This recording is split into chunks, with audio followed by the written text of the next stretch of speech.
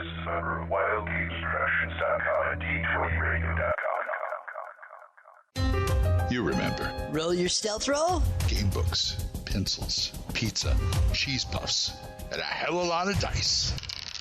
And the dragon woke up. Roll for initiative. This is the Roll for Initiative podcast, where 1E is the place to be.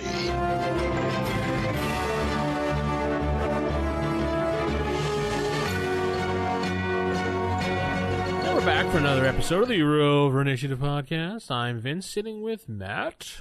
Hello, everyone. And Nick. Howdy, folks. We're in Volume 5, Issue 170. 170. We should have some echo on that, Matt. 70. 70. No, I meant real echo. Oh, okay. Real reverb. Yeah, a little reverb on that one. Yeah. Anyway, so we're back. We're going to jump right into some news for you, folks. I'm going to hand it right over to you, Nick, since you found this news out and you're all excited about it. It's not Star Wars, but it is news. It is news for anybody who's, any geeks like us who've been around for a long time. Huge news this past week on probably on Twitter and Facebook where I found it. Joel Hodgson of Mystery Science Theater 3000 fame is bringing back the show. Yes, that's right. He's got a Kickstarter campaign started up on Wednesday, and he's going to bring back Mystery Science Theater 3000. 3 episodes so far. Right now, they've funded 3 episodes. There's different levels. They got 27 more days to go, I think. And here's the thing. I found out about it. And I'm a contributor. I contributed my hard-earned cash, or in this case, my hard-earned credit card, to the cause. So, yeah, anybody who's familiar with Kickstarter's different levels, you get certain little you get swag at every different level, and it's cumulative. So if you get like at $100 donation, you get everything up to the $100 donation as far as swag. So pretty darn cool in that respect. So we know where Nick donated that. Just throwing that out there. Just throwing that out there. I'm not saying I contributed that much, but just saying as an example. But, yeah, so check it out on Facebook. What are you getting, Nick? What am I getting out of this? Yes. I'm going to get a coffee mug, a T-shirt, a keychain, and a thank you on the credits. Wow. Yeah, it's pretty cool. I have the original coffee mugs that they had way back in the day when the show was on Comedy Channel. Yes, and then it turned into Comedy Central, but yeah. It has the one with Joel holding on to Gypsy with the rest of the robots fighting, and then there's the second edition of the mug with Mike doing the same thing. So if you put them side by side, it looks like they're all tugging on Gypsy. Yes. And I also had when I was part of the MST3K fan club. Yes. I had a mouse pad. I had that. I lost it. Yeah. I'm so bummed. So maybe I'll get another one someday. The little sticker bar that went across the bottom of your screen, the silhouette. Yeah, that's how my mouse pad was. Yeah, I had that for my TV, too. I always had it on my TV. People were like, what the hell is that crap on your TV, dude? Like, you don't know? But go to their Facebook page. They have everything laid out, how the Kickstarter is going. And what's really amazing, and Joel was totally blown away by this, in 24 hours, they reached over $1 million in 24 hours, folks. It's just been a few days, and they're knocking on the door of 2 million right now. So I think with 2.2 million, you get 3 episodes, and it goes in increments up to 5.5 million. You get a full season of 12 episodes. Well, yeah, they're basically is what they're doing. They're raising the money to pay for the crappy sci-fi movies they want to riff on, right? And then pay the actors and the set. So basically, most of the money is probably going to buy the movie rights. Is what it mostly is. Yeah, it depends, I guess, what the movies they get. If there's stuff, there might be stuff in public domain he could find. Who knows? But it sounds like the majority of it, yeah, it's going to go into the production, so No doubt.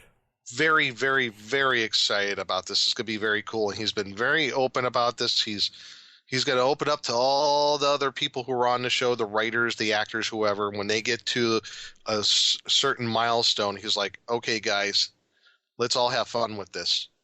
So very exciting. Interesting to see what he does and how it works again. I mean, because last we know, the whole show, Joel was, he escaped from the ship, and Mike Nelson was now the person trapped on the ship. So I wonder if they're going to just do a whole thing like retcon and say that whole experience with Mike never happened. And that's a good question. You know what? I'm going to go on their Facebook page and maybe pose that question on their Kickstarter site. It's like, how's the new show? It's going to be like retconned somehow?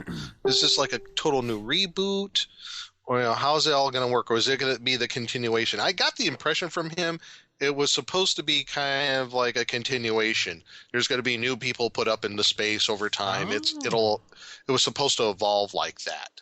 So he might be going that route, but who knows? All as I know is he's doing his damnedest to come back. The fan base has just hit this with like guns a-blazing, and very, very excited about it. Yes. So we might hear somewhere in the show, Haikiba! Once again. Yay. Yay. Anyway, okay, so that news out of the way, on to boring news. On to boring stuff. Yeah, boring news stuff. Now, I'm going to be running another actual play podcast with my group together. We already met for our first character session, and that should be up and being posted as soon as we can get together and do our first session, which is actually going to be the first Saturday of Thanksgiving weekend. So, yeah, everybody's like, yeah, we're not doing nothing. We want to play. So we're like, okay. Wow, cool.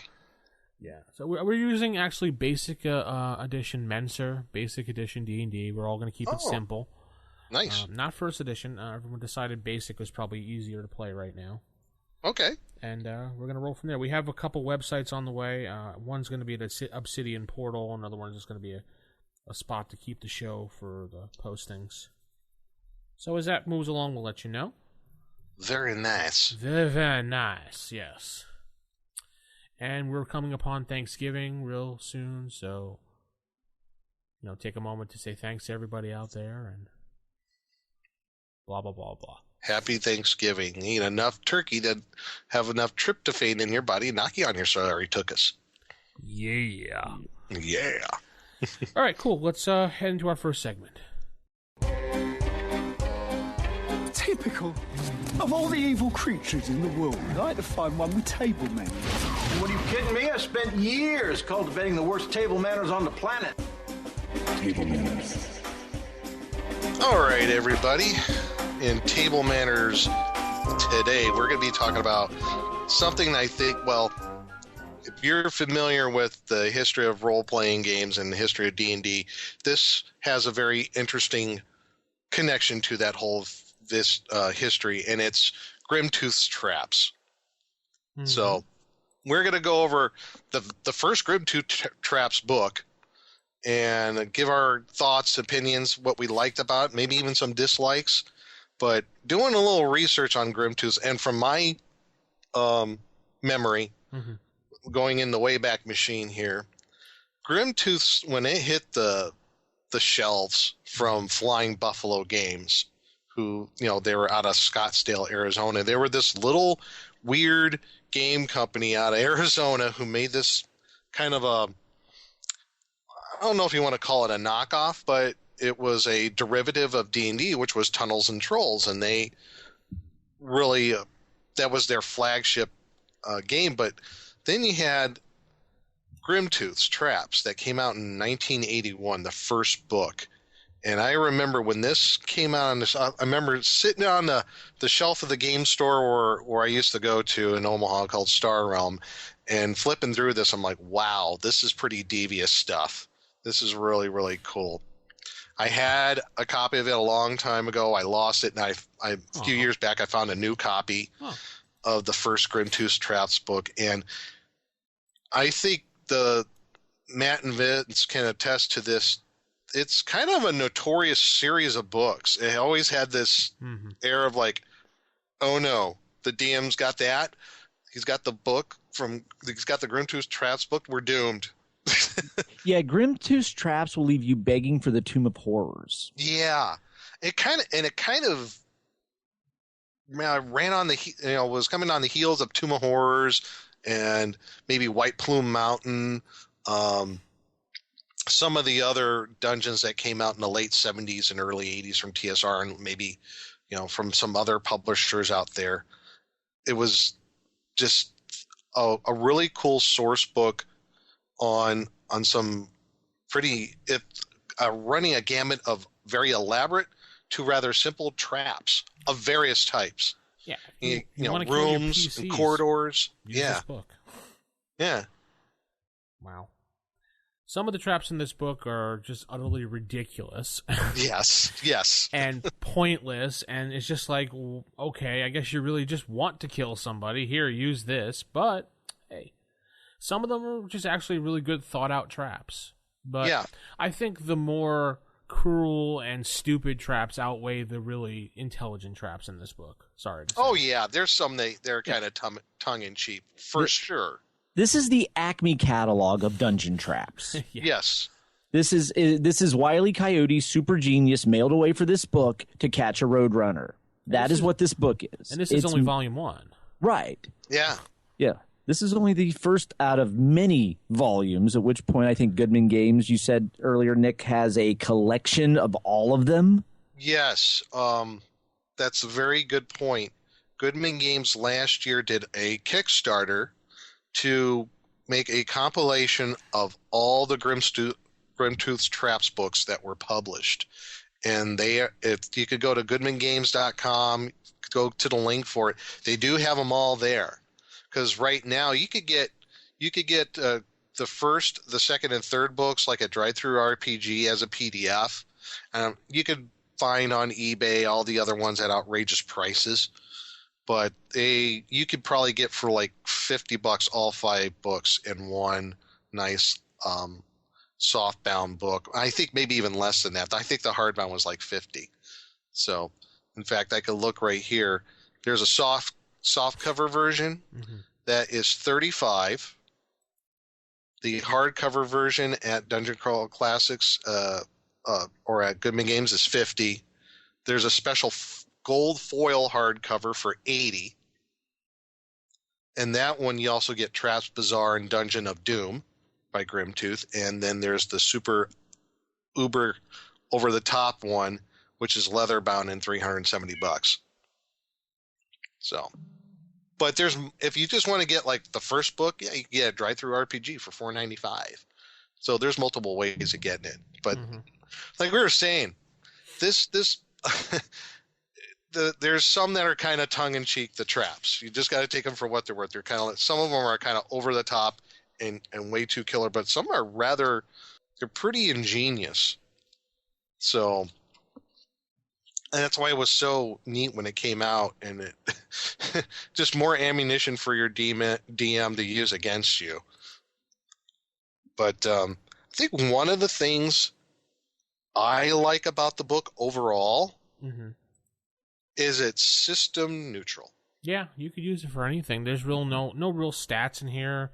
It just basically says use this, and however use this. Yeah, I think that's the number one thing about it. And if I could be wrong on this, but I'm willing to bet that this book is one of the first books ever that said system neutral on it. Before it got really popular later on. I'm willing to bet that the first Grimtooth Traps book was the one that introduced the concept of system neutral game books. And I like that because that means that even this book and the rest in the series, they're relevant today. There's no tweaking out of any stats and other things like that. You can use it with other game system. You could use it first edition AD&D, regular D&D, Tunnels and Trolls, third edition, fifth edition, whatever. You can use it with that. And I think that's the beauty of the whole Grimtooth Traps series. So that's my number one thing I like about it. So what about you, Vince? What's one of the things that you like about the book, and I guess the series as a whole? Well, I'm just going to reference this one right here, and I do like how they separate the traps into different categories in rooms, corridors, blah, blah. So if any particular situation you're looking for, you have a trap for that particular, and even if it doesn't fit your game, you can still modify it and shoehorn it into whatever you want it to be. Sure. Oh, absolutely. You could take a trap in I don't know. I'll just pick something randomly here. There's a trap called The One That Got Away. And I actually bookmarked this one in the books because it's one of my more favorite ones. It's a trap where... I have that one too. I love that one. Yeah, you like that one too? Yeah, it's on page 8 of the... let's just do... Page 8 or 9. Matt and I have the updated one, and I think, Nick, you're looking at the original, correct? Yeah, I got the one that was published in 1981. So, and Matt, we have the one that was recently published, right? Yeah, this is the one we have is the remastered PDF from a couple years ago. Right. That's the drive-through RPG one? Yes. Okay. Well, go ahead, Nick, since you brought that trap up on page 9. I was I'm looking at the as far as favorite traps, and I love this one called The One That Got Away, and it's basically, and not just a room trap. It's more like you could probably put it in a room, but it fits better like if it was in a natural cavern with some water, like a lake or a river. And it looks like there's like a dock, and on this dock there's a chair and there's a fishing pole, and the reel with everything, and it looks like the line's already been cast out. It's in the water. Well, who wouldn't be tempted to take that reel and see what you can catch, right? Yeah. So our our adventurer, if he sits on the chair and has a hold of the reel, the chair there's a giant spring mechanism below it, catapults the player character up into the air. Now, if he lets go of the rod and reel, well, he's probably going to hit a stalactite on the ceiling, or at least hit some part of the ceiling, take damage. If he holds on to it, he's going to be flipped over into the water, which, by the way, is full of man-eating fish of some type. And there is, just below the surface of the water, is a hidden reef. So he's going to take damage from hitting that. Yeah. But you can modify that, though. You can maybe have it to where, I don't know, maybe maybe there isn't a hidden reef. Maybe it just didn't quite fit in. Maybe there's just below the water is it's like shallow in that part where he hits, but the water is so brackish and dirty you can't see down to the bottom. Maybe you have something like that, or instead of like fish, maybe you can use an alligator that's in there, or giant crayfish, something like that. So you get a basic concept of a trap here, and you could use it the way as it is, or you can modify it to whatever your dungeon is like. And I like that idea that you don't have to stick with what's in the book. Any good DM will take something and modify it to their home campaign, and that's one of the things I like about this book too. Well, this one here, and then you just plug in your stats, whatever damage. Yeah. Well, this one here, actually, you have to actually start to reel in for it to work, because that's what. Oh, that's right. I forgot that. Right. But I was thinking on this one, what are you going to use now? If this is your campaign, Nick, you're the DM. My character's sitting in this chair. Well, not me personally, because I'd be kind of weird. But okay, if my character's in the chair and I'm like, okay, I start reeling it in. Now, how are you going to determine me as a character holding on to that pole? Because I can't be like, yeah, I hold on to the pole. Well, really? I mean, is that going to be your first natural reaction? What are you going to have me roll? Is it going to be a save? Is it going to be like a 4d6, 3d6 thing, or?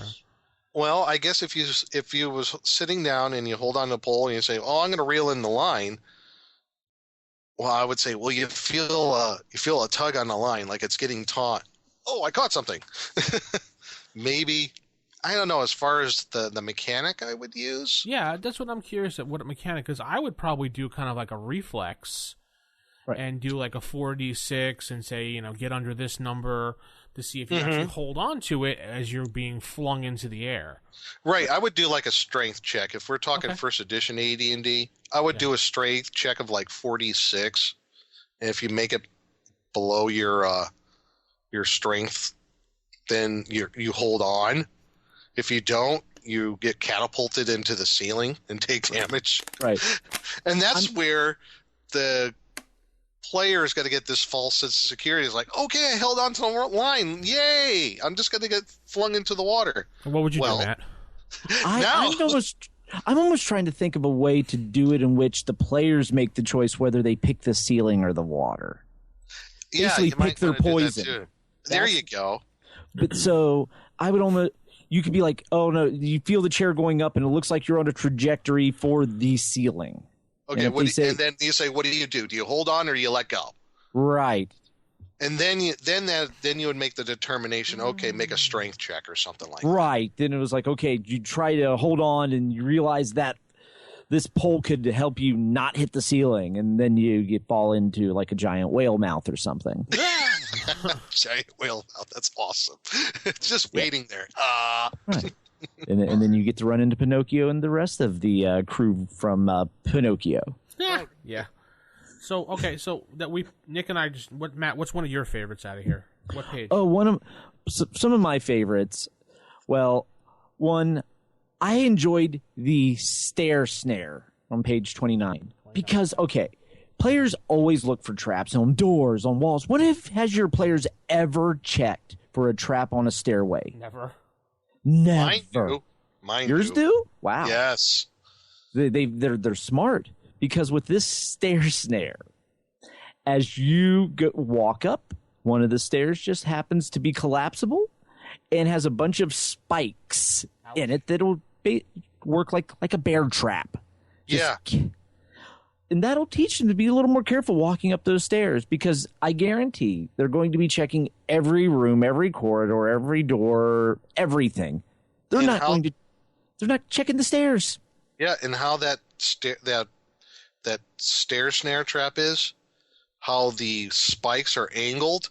Once you go in, it's angled. They're angled towards the bottom of the base of the trap. So think of it like a barbed hook on a fish hook. Right. The more you struggle, the more it hurts. Yeah. So you're taking damage coming in or coming out. Right. It's also good if those players are like, oh, my character wears hard sole boots. And, well, the rest of it's not hard soled. You're screwed there. Yeah. Right. It doesn't do anything to your soul, but along the sides, like your toes and your ankle and your shin. Oh, owie. Yes. Especially if you put a couple of them in a row, they fall in, then they go to brace themselves, and their hand goes through the next one. Well, and then you have the added problem, like when you said, oh, yeah, if they fall in the next one, I see where his hand is? Yes. Yeah. You could do the same thing. He falls forward. Oh, my God. Yeah, that's brilliant. Yes. He falls forward into another one. Now his hands and arms are caught. Oh, I love it. Right. And they're trying to get him out. I'm looking this. If I was like the other player trying to help him out, you look at the trap, you're like, I'm going to have to break those spikes off. I just can't lift this foot out. Right. This works especially great if, say, they're running from something. Yes. Oh, my God, yes, absolutely. Put up against another trap that, like the old Indiana Jones rolling ball, or maybe maybe a flood of water coming down the corridor. Right. Or even just a monster chasing after them. I mean, it could even be something as simple as that. Or even better, an illusionary monster. So they're running from nothing, and then they fall into the trap.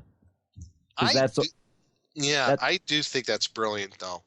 Yeah. You put another one on the next step. Right. Because you know they're going to fall. Yeah. And it's just like I also enjoyed the piano floor with the springs. The piano floor is just devious as well. Yes. All right. So you get creative and you're like, okay. The first person walks on it and they just get shredded. So you're like, okay. So then you can have them make these wonderful, crazy like dex checks as they try to hop from board to board, but go parallel with the board to avoid the razor spiking up between them. Yes. So you can get into all kinds of just wacky shenanigans and making them have to use their brain a little bit to get past some of this stuff. And some of them they're just not going to get past at all. That picture looked a little disturbing to me too. It's like, oh my God, that looks painful. And then you're going to fall. Yeah. Yeah. And then it gets worse because you're going to fall. At Next which check, point, please. Yes, but at which point though, if one of your player characters fall, you now have something to walk on. Yeah. So at that point, you could use the corpse of the other player character and walk on them to get across. That would be something my group would do. They would. You know, another trap. I got one more trap that's like one of my favorite. Very simple one. What's that? The poison door trap. Okay. I like that one because it's so simple. And you're like, poison door, It's not just the door itself that's poison per se. And I think this also goes into the other thing about the book is the writing. I like how it's written. Like it's kind of like that Grimtooth is like talking to you about it. Yeah, exactly. Yeah. It's like Grimtooth is talking to you through this book. Like, for example, he's talking about the poison door trap. And he gives acknowledgement to the people who created these traps. For like Rick Loomis's poison door is somewhat more subtle device. Just because a door has a handle doesn't mean you have to use it. And if the delvers just push the door open, they'll live. Otherwise, the trap is a hollow door filled with poison gas. The door is equipped with a plug handle, which when pulled out releases the gas. Simple, beautiful. I love it. And you know what? I've used it. And it's just plain mean. And you could get really creative with that. Maybe it's filled with like a chlorine gas, which is poisonous, or maybe it's filled with a gas that's flammable, explosive. Maybe it's filled with hydrogen. It comes out and you got torches there. Poof! Everybody gets flamed in the face. I love that. And when you're reading those, like it's like you said, it's Grimtooth talking to you, and there's a rating system from like 1 to 5 skulls, I believe. How lethal they are. So, yeah, that's another one of my favorites. What about you, Vince? What's a favorite one out of here, or overall the book? So far, I picked a couple, but another one I want to note is it's just a real simple one, and it made me crack up: the hop, skip, and a jump. Hop, skip, and a jump. On page. Is that a 12. corridor trap? Yeah, it's a corridor trap on page 12. It's basically a pit that they think there's lava in it or monsters or whatever they have to jump across, and then there's an invisible wall on the other end. Yes, that's right. I love that one too. So simple but so lethal. I just think of the characters like running and then thud. Yes. So I was thinking to make it more cruel. Oh, okay. Yeah, the evil DM is thinking. Yeah, is to move the invisible wall just a little bit, or to just a little bit further in, so that one person jumps over, the next player's character's like, oh, okay, I'm going to jump too.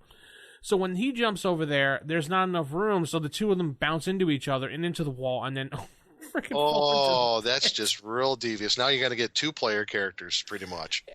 I also like the fact when what they said in the suggestion of having the invisible wall over the pit. Mm-hmm. So that when they fall onto it, it looks like he's safe. So then another player jumps over, and when he falls, they both just go crashing through because of the weight. Yeah.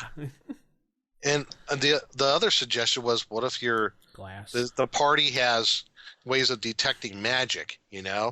Well, you just replace the invisible wall, like as far as game mechanics. Let's say it was like a full wall force.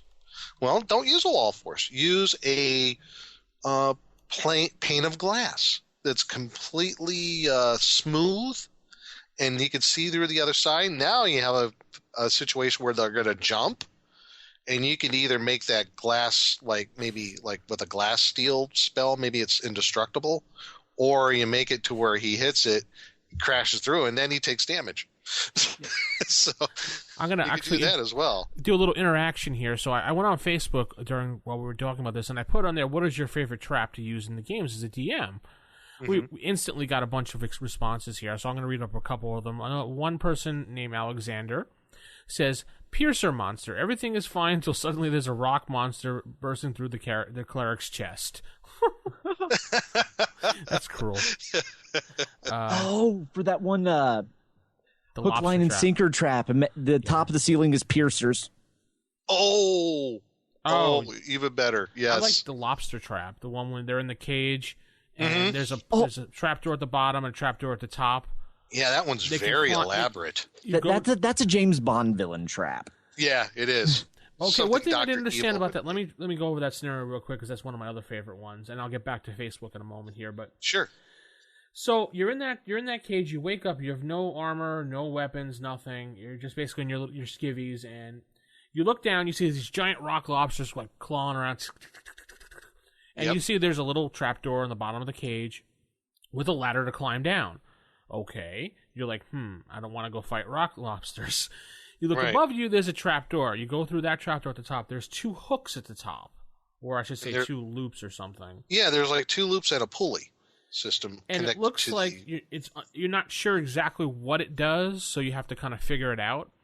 Mm-hmm. So if you climb down the ladder, there's an invisible wall surrounding, I think it's like a 5-foot area.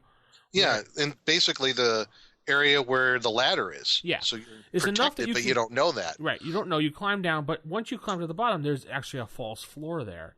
You open that up, you're rewarded with some treasure, blah, blah, blah. The lobsters don't attack you because the invisible wall. But there's also a lever there, too, to fool you, to think maybe this will, get us out of here. You pull that, it drops the invisible wall. The lobsters just go in for the kill. You're dead. You're pretty much just dead at that point. Yep. But if you go to the top and you figure out the pulley system, it basically launches the cave into the wall. Looks like you're about to die, but there's an invisible part to the wall where your cage lands in a bunch of feathers, and then there's all your weapons and armor and everything, and there's the door out. So I'm just thinking, what? I don't really. Yeah, it's a James Bond trap. You're right. Yeah, but it's such a great trap because there's 2 different ways the player character or player characters are going to get. They're going to get hurt. Right. And they said you can even be more cruel by add something into the feather area to screw with the players. Oh yeah, like dump a bunch of tar on them and then set them on fire. You tar and feather them and then set them on fire. That would be beautiful. Wait a minute, did we come up with something like that for our goblins last show? Mm-hmm. The tar and feather thing.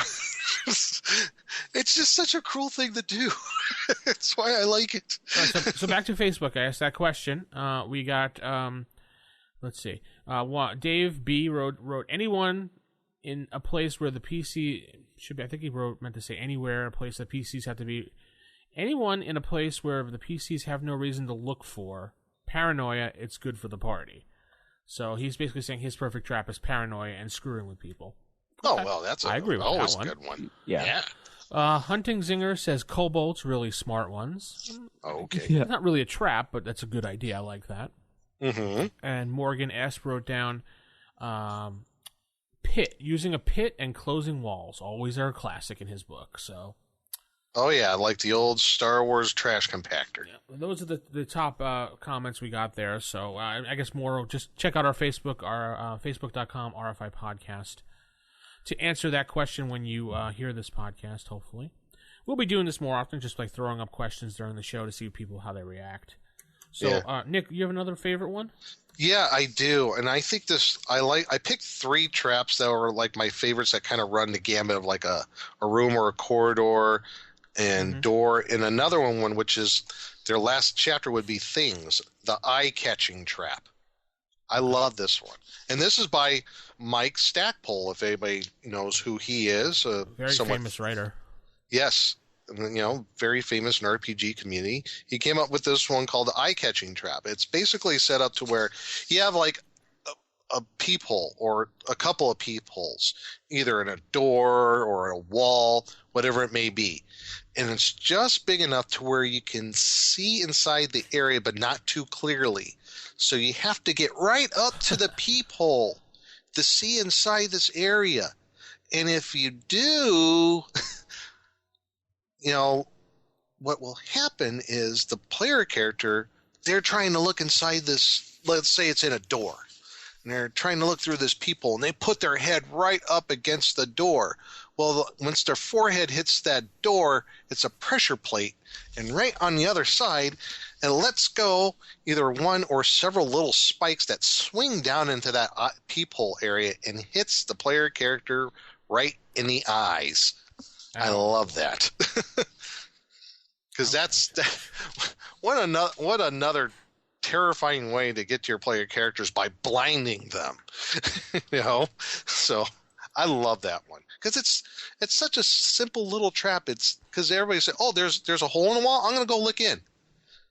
No one ever thinks that the damn hole in the wall is going to be trapped. Right. No, who wouldn't think that? Well, you never know. Yeah. I like that one. Matt, you have another one? Yeah, I actually also enjoyed the Mapper Maddener, the one with the pressure plates at an intersection, and every time the players walk through it, the walls rearrange. Oh, yes. That is just evil. Yes. For the parties that map the dungeon themselves, this will drive them insane because every time they walk through this intersection, the walls will rearrange, directing them in different manners. So they'll start backtracking and not even realize it. Yeah. Yeah. And then there's also something similar, except that was, I'm trying to remember where I saw it. I don't think it was Grimtooth. Same concept, except the intersection's actually on a rotating platform, and it's actually mechanically pushed by like a bunch of kobolds. So you take the same concept, except instead of just having it pressure plates and pop-up walls, no, the intersection actually just rotates. So every time you go through, you're somewhere else. It's an interesting trap, that map manner, because if you look at the skull severity level, it's only one. The trap itself is rather mundane, but what it does, it irritates and confuses the players. And that's always fun. Yeah. They're going to think there's some sort of magic portal they're walking through that changes it every time, as opposed to just something far more mundane. Yeah. Because I guess the question is, if a rogue starts searching for traps eventually, do they detect it? Is it an actual trap, or is it just something, mechanical device? Mm-hmm. I think they would probably determine the pressure plates, at which point, depending on where they're standing, can create some interesting effects if all of a sudden the wall pops up while they're standing where the wall would be. Yeah, maybe. I guess so. Yeah, or if depending on how the party is spread out, they could get separated. That's true. And then they'll just be doing this weird Benny Hill running around in circles as they try to find each other. This is actually, now you think of it, this is a good way of splitting up the party if you tweak it out a certain way. Right. You could purposely split the party up. Yeah. So, this is one, it's not flashy, but it really creates some very interesting situations. Mm-hmm. So that's why I really enjoy it. Yeah, it confuses and irritates the players, which is always fun, like I said. Or if all of a sudden they get a little too creative, they somehow manage to pop all the walls up and get themselves trapped. Yes. So that'll always be fun as well. Mm-hmm. And then another one that I enjoyed, this is the one that they actually found the long lost artwork for. Oh, yes. Yes, the Bridget Rue Vincent. Because originally in the book, there was no artwork for this. But then 30 some years later, they looked in the back of a desk and found it. So they put it in this book. And this is basically like the Death Bridge with no railing, just a rickety old bridge going across a boiling river of wax. And then at the other end of it is an animated statue that's going to try to fight you on this bridge. Sounds scary, except it's a little worse because the statue's made of flint, and when you strike it with metal, it creates sparks which will ignite. Kaboosh. Ignite all this molten wax. Nice. So I'm also at this point envisioning, like, you could even have like wax monsters and creatures start coming up out of this molten wax. Perhaps it's some sort of magical reanimation for like the wax museum or something. So, yeah, it's the ultimate, and OSHA would not approve of this during dungeon construction. OSHA would not approve. No, but again, it looks scary, and then when they actually encounter it, it's even worse. I would also probably have some like items maybe bobbing in the wax as well, just so they maybe even lure them in. Ooh, we need to retrieve that item or something from the wax. Players, oh man, that would just be too mean. Yes, and actually all it is just a shaped glob of wax that happened to look like a sword. It's not actually a sword covered in wax. Or it's just a wooden sword. Yes. Yes, so much that can be done. You got any others, Vince, for you that you like out of this one? I got the one that got away. You picked the lobster trap and the hop, skip, and the jump is the ones that I picked as my favorites out of the book entirely. Yeah. Yeah. But I mean, a lot of them are just kind of just like cruel and really, really dumb. It's just like, Yeah. There is one. Yeah, there is one like that. I think it's like near the end. It's a trap called A Hot Time in the Old Camp Tonight. That one's just mean. You know, that one be so unaware of because here's the premise of it for everybody. It basically and this is a trap for maybe outside wilderness. So the player characters are setting up camp for a night. They actually find an area where it looks like it's been camped out before. There's already a circle of stones to form a fire ring.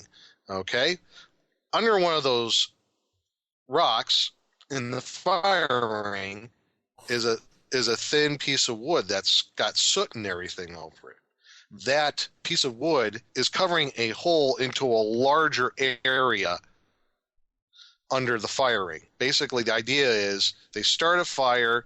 Eventually, that thin piece of wood starts smoldering, and over time it burns through, and a whole bunch of coal and fire goes into this small cavern area, which could be filled with could be an explosive liquid of some sort, like oil, or it could be filled with an explosive gas, and that's just mean.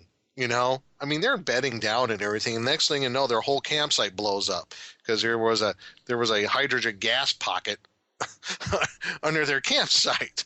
That's just bad freaking luck. I don't know if I would use something like that. That's just, I don't know. Or if I did, I would make a variant of it, I suppose, to make it like it just didn't seem like a trap to me, to where it's like, that one's just maybe kind of, I think, a little weird. Yeah. Yeah, it's like I was also amused by the stuffed raccoon. Yeah, the stuffed raccoon. Yes. Yes, it's a stuffed mounted raccoon that has intense magic and is indestructible. Yeah. And basically what happens is whenever it's placed in a closed container, it will return back to its original location and take some stuff with it. So basically anywhere. What was it? Any stuff that in a container with it goes with it too. Yep. So I'm envisioning the players coming across this giant hoard of treasure. Yeah. Weapons, everything. They're like, we've just hit the lottery, and there's also this stuffed raccoon, and you know the players are going to take it. Yeah. Because they take everything. It's like the magic cow thing out of Knights of the Dinner Table. Yes. You know, it's just magic raccoon. It's got to do something really cool. Let's keep it. Right. And then all of their stuff disappears and more. Yeah. So they go, and then you have to make sure they run into the raccoon again so it can just torment them. Every time they get a little too much stuff, oh no, it's that raccoon, run! Yeah, exactly. Now you got a running gag in the whole campaign, which is kind of cool. Yes. Yeah, this is one of those tongue-in-cheek kind of gag traps, I suppose you might want to call it. Now, here's a question to both of you. Yeah. Okay, you got this magic raccoon. Kind of going with this. Goes in whatever container you put it in. After you find it, stuff disappears with it. After like 15, 20 minutes, the raccoon goes away. Whatever's in that container with it disappears with it as well. What if you put that thing in a bag of holding? I'm just wondering, will the bag of holding cancel out the magical effects of the raccoon, or will the magical raccoon take everything in that bag of holding with it? Does the magical raccoon steal a pocket dimension?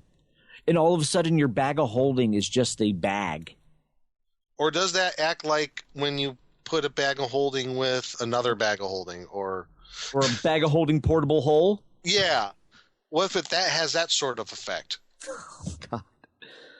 Oh. I mean, I'm just throwing that out there. I mean, you could go multiple ways with it. You could have it like the raccoon works as it normally does. It gets canceled out, or, you blow up everything in a 20-foot radius. Right.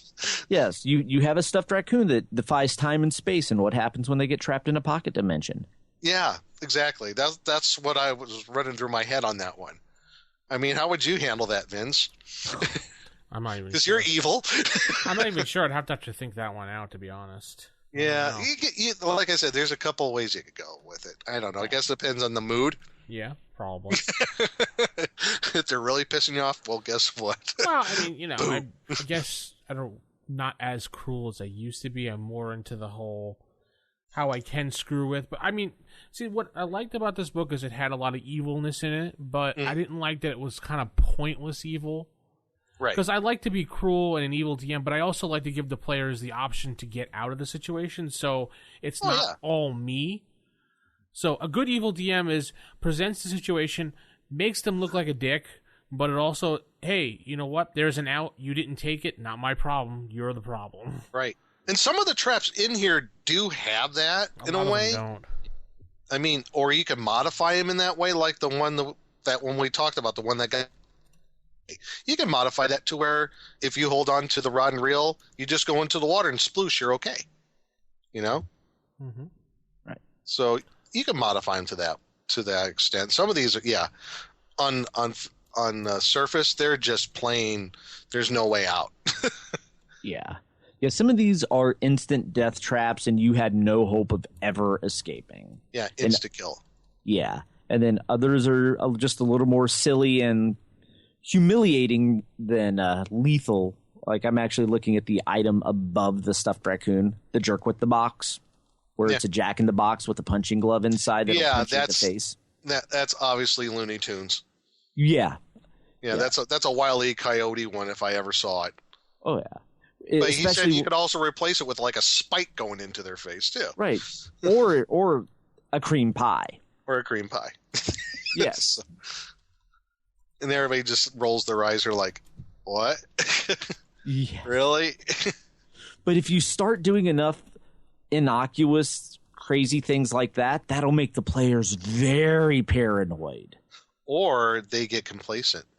You pair up a whole bunch of like mundane traps, like that one, like almost the pie in the face. Then you have another one which is like just somewhat. You set up some traps in a row where it's like they're going through the dungeon. They're like, oh, these aren't so bad, so maybe we shouldn't have to look for much traps anymore because we haven't been hurt. Then that's when you spring a real nasty one on them. Right. Complacency is a killer. Yeah. All right then. Let's head into our. Oh, actually, we had to do our sword review out of 5.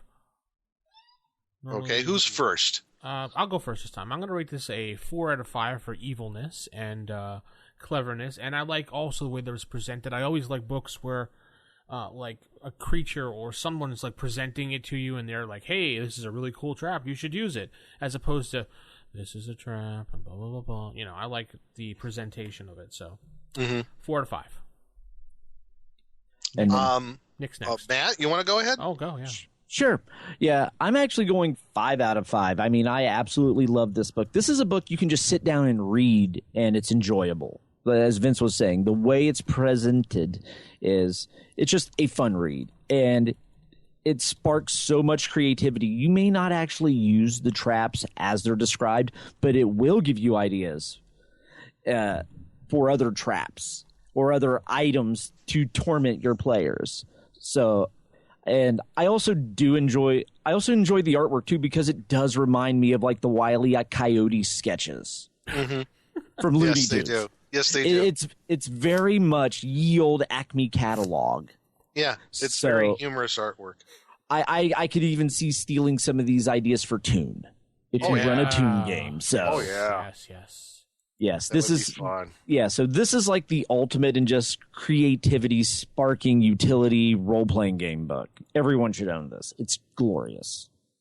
Well, I give it not just 5 swords, 5 golden swords. Wow. Oh, Because, in my opinion, everything that you guys said already, you know, about how it's presented, the how you can modify these traps or use them as is, and for me, the 2 other things is the gender, the system neutrality of it. Sorry, it's system neutral. Okay. Which you can use it with any system, which is great, and it's a timeless classic. I mean, that just ties into with being it's system neutral. I mean, you could use it everything from, you know, basic D&D up to Pathfinder now. Yeah. Which is great, and it's still around. You could still get it like in that compilation through Goodman Games. You can still find PDFs there in RPG Now, or if you're a collector, go out there on eBay, get the original copies if you want. You got multiple ways of getting this. To me, Grimtooth Traps is a must-have for a DM. I know for me, I'm not good at designing traps of my own, but you can mine so many ideas from this stuff. I mean, you got endless possibilities. And it might inspire you to make something of your own. So 5 golden swords from me. As Nick just went really robotic there for a minute. yes. 5 golden swords from me. Read about it. Okay, cool. So there we go. We got pretty much almost a perfect 5 going on there. Yeah. So cool. Pick it up. Drive Through RPG or RPG Now. Price is probably pretty good. I'm not sure what the price is. We'll have to put that in the notes. Drive Through is $4.95 each. There you go. For the PDF. Yeah. Matt, if you could put a link in our notes when you write up our little description so people could just click on it to buy it real quick. And let's head into the treasure chest for this week. Zach Glazer, head of Lesser Known Games here. In November, we will be running a charity game using our newest box set, Death and Taxes, to support the Extra Life Foundation to benefit Children's Miracle Network hospitals. You can support this effort by going to extralife.org and making a pledge in the name of Robert Glazer, or going to lesserknown.com/children. Robert Glazer? No wonders you go by Zach. Listen, let me show you how to do this. I cast charitable contributions. You will now go to extralife.org or lesserknown.com and make a generous donation to help Children's Hospital. You can even write it off both your death and taxes. See what I did there? But don't interrupt me. And my Saber Die podcast minions will have a nice pledge link right on the webpage of this very episode to make that easy. That's great, Thopus. Thanks. Don't mention it, Robert.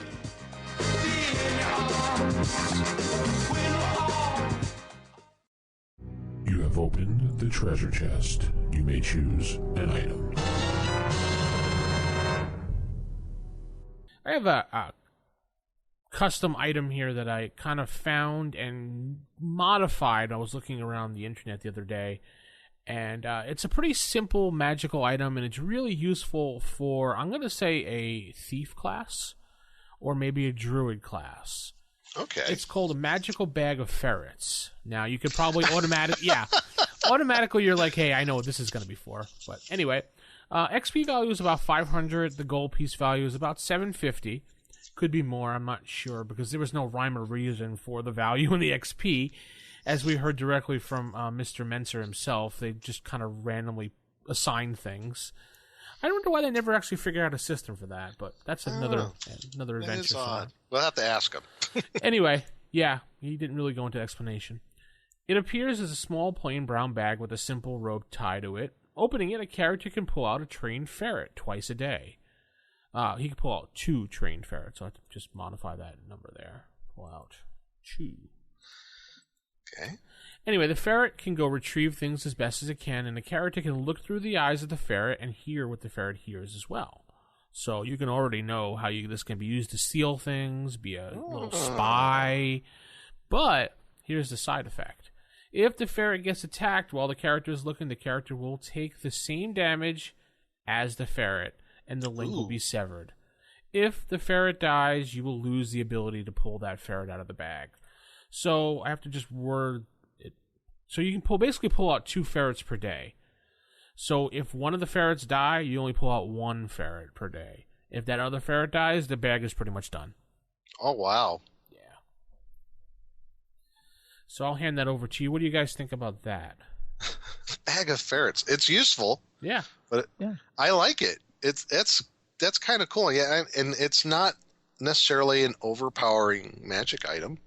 It's gives, and it's also a way of like I guess like you said, for a druid, if you have some of the druid special abilities paired with that could be pretty darn cool. And for the thief, like you said, that's really neat.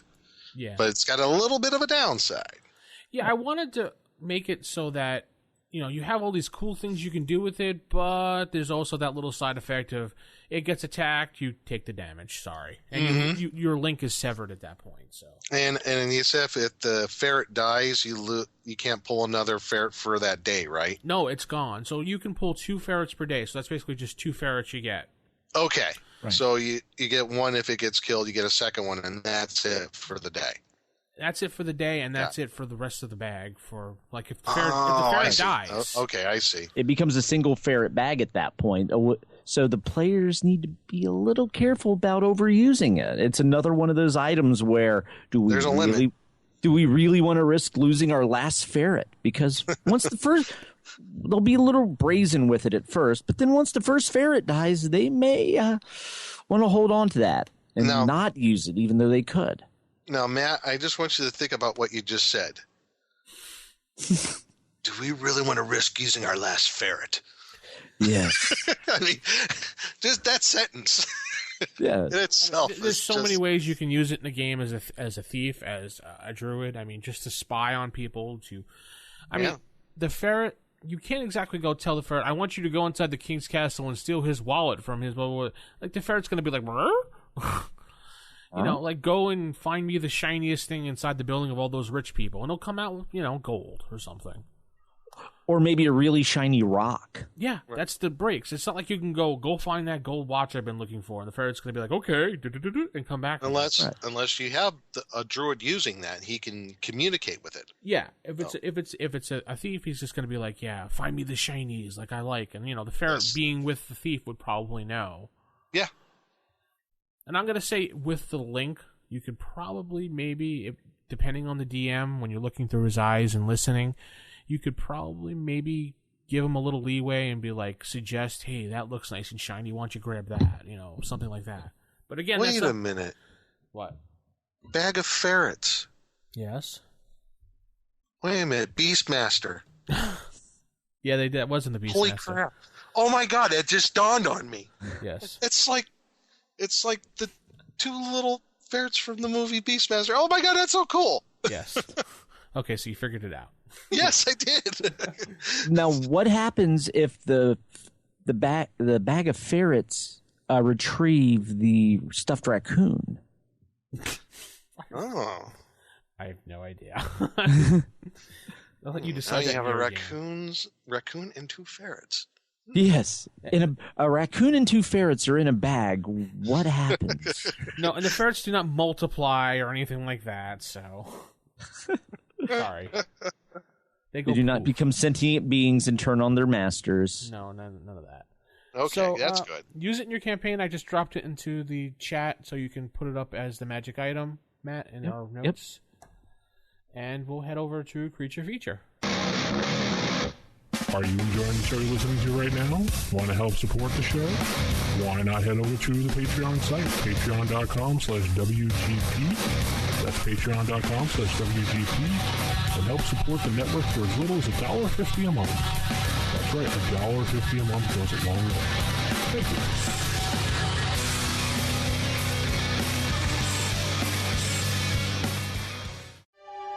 Are you saying that I put an abnormal brain into a 7.5-foot long gorilla. Creature Feature Theater.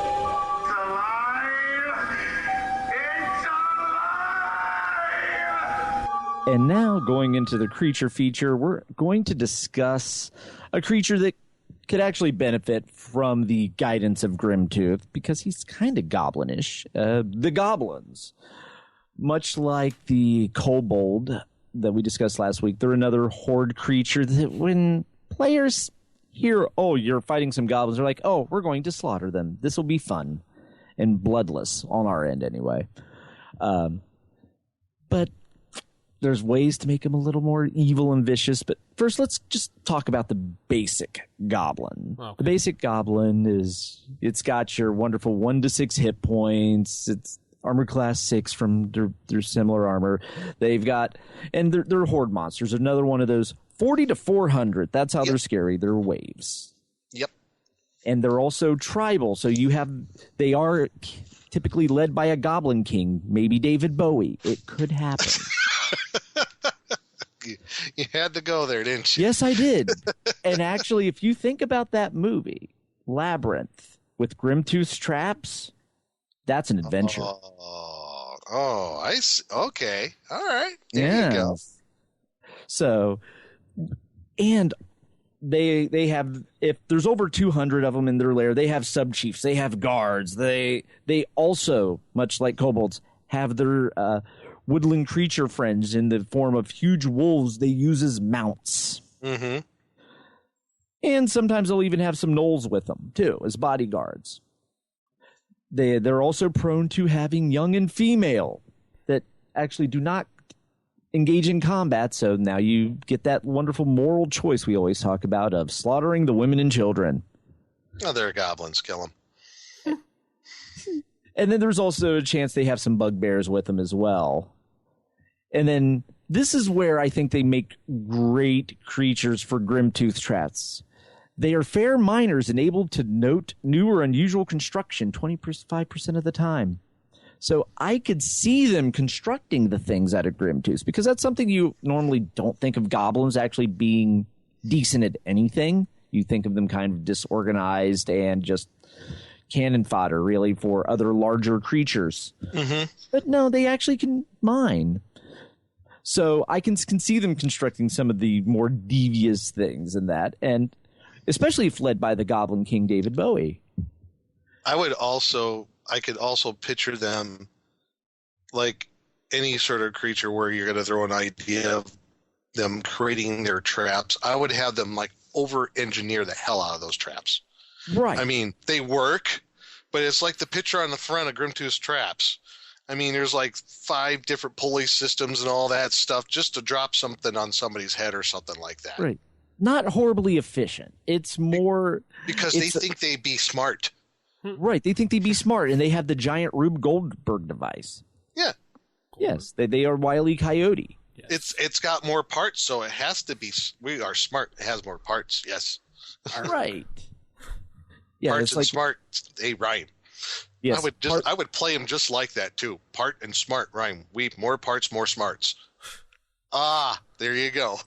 Yes, more parts, more smarts. Yeah, because I could see them using like the one corridor trap in Grimtooth is the Archer's Tunnel, in which it's basically a ladder that goes up a giant tunnel.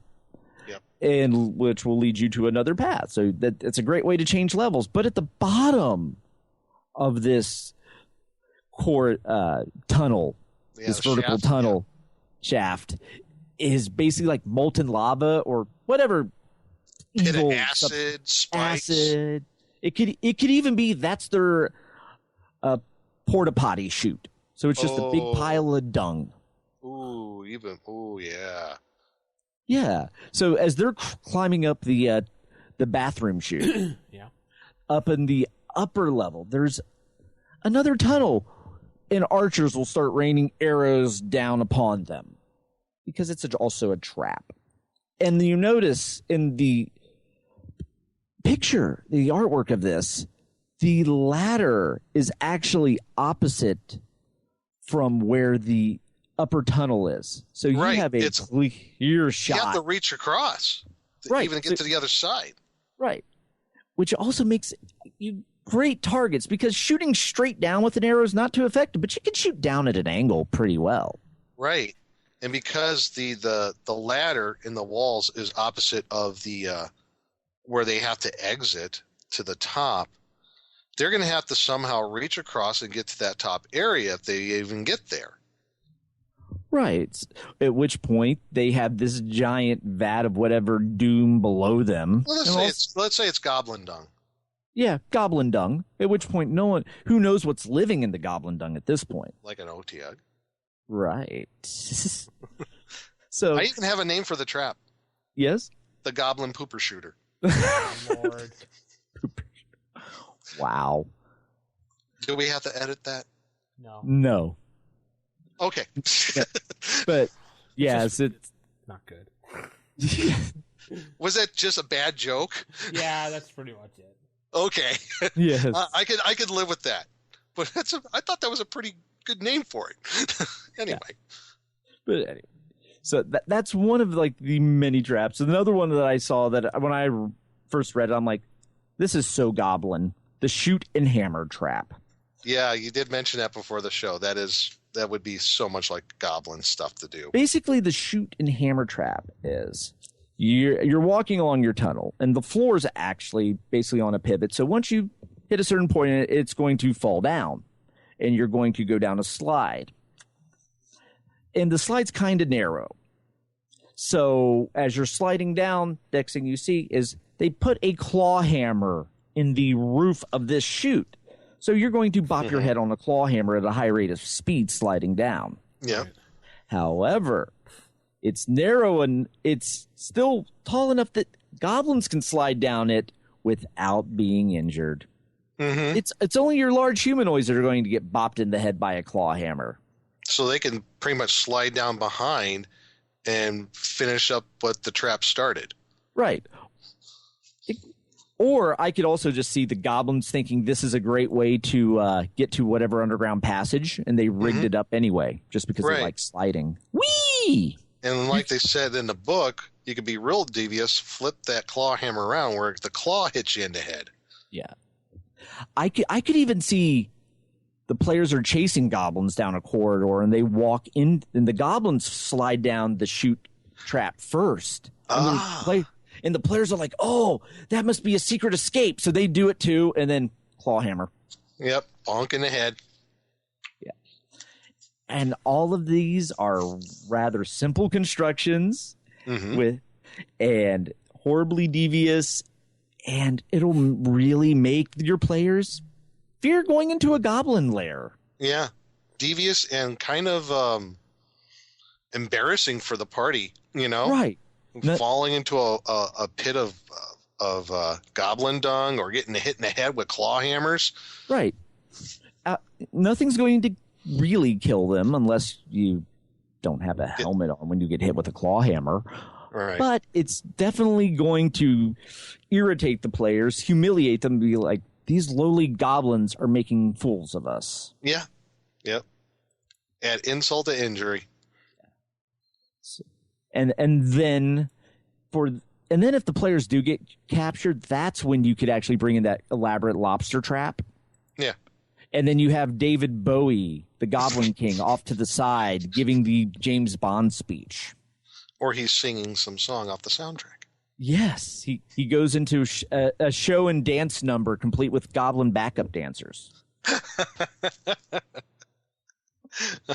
Because why not taunt your players with a song and dance routine after their impending demise? Yes. But yes, the integrating this book into lowly creatures can create your Tucker's Kobolds equivalent of any lowly monster. So this is why you need this book. It works for everything, especially if you want to run Labyrinth. Yep. There you go. Cool. All right. I think that's going to wrap up the show for this week. And Thanksgiving's going to be coming up, so we're going to probably do a show that weekend. Probably not a really big show. We're probably going to reach into the mailbag and empty out and do letters to the editor, part 1 million or whatever we're up to. I don't know. Part 1 million. Okay. Yeah. 1 million letters. Yeah, we got some voicemails and some emails. Some people sent in. They have some questions. See what crew I can gather up to do that show, because I know, Nick, you'll be out of town, you said. Yes, I will be out of town. Mm-hmm. I'm sorry. I will not be able to grace you with my presence. Aww. But Matt will be here as faithful as ever, and we'll see what happens. So we're going to say keep it original, keep it old school, and good night, everybody. Good night. Night, everybody.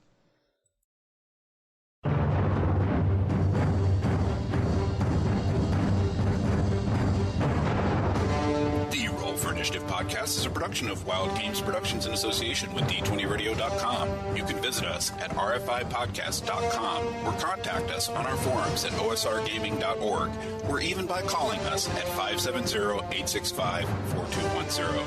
This podcast is produced for entertainment purposes only. All other uses are prohibited. And remember, if your magic missile spell doesn't automatically hit, you're playing the wrong edition. Thanks for listening, and we'll see you next time on Roll for Initiative.